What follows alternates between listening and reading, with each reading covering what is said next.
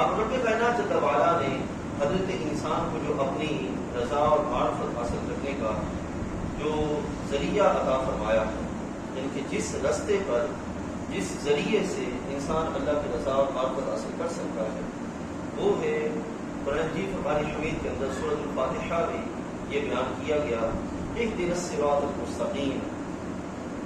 ٹھیک ہے، ہم نماز میں پڑھتے ہیں اہدنا الصراط المستقیم، یہاں جو اہدنا ہے اس سے مراد ہے کہ بندہ جو ہے اللہ تعالیٰ جل وعلا کی بارگاہ سے توفیق ہدایت مانگے، اللہ کی بارگاہ سے ہدایت مانگے۔ اور ہدایت کیا ہے؟ اللہ تعالیٰ جل وعلا کی بارگاہ سے بندے کے لیے رہنمائی، اس کی مہربانی سے جو رہنمائی ہے یہ ہدایت ہے۔ اور اللہ تعالیٰ کی معرفت اور اس کی رضا پانے کے لیے جو ذریعہ اللہ کی بارگاہ میں پسندیدہ ہے وہ کیا ہے؟ وہ یہ ہدایت کا رستہ ہے۔ اب یہ جو ہدایت ہے اس کو کس کو کہتے ہیں؟ ہدایت کہتے ہیں مہربانی کو۔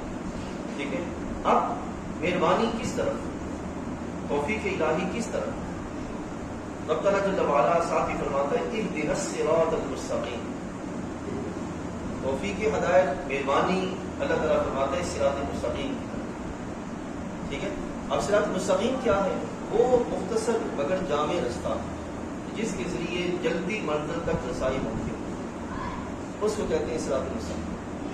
ٹھیک ہے جی، خالق کائنات فرماتا ہے کہ مجھ سے کیا مانگو؟ اہدنا الصراط المستقیم، صراط مستقیم کی طرف جو ہے اس میں میری بارگاہ سے ہدایت مانگو۔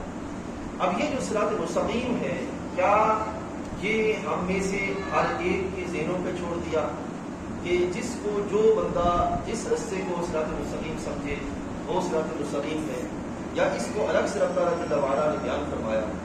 خالق کائنات جل وعلا نے صراط مستقیم کے لحاظ سے بیان فرمایا صراط الذین انعمت علیہم، یہ وہ رستہ ہے جو جس پر میرے انعام یافتہ بندے ہیں وہ چلتے ہیں۔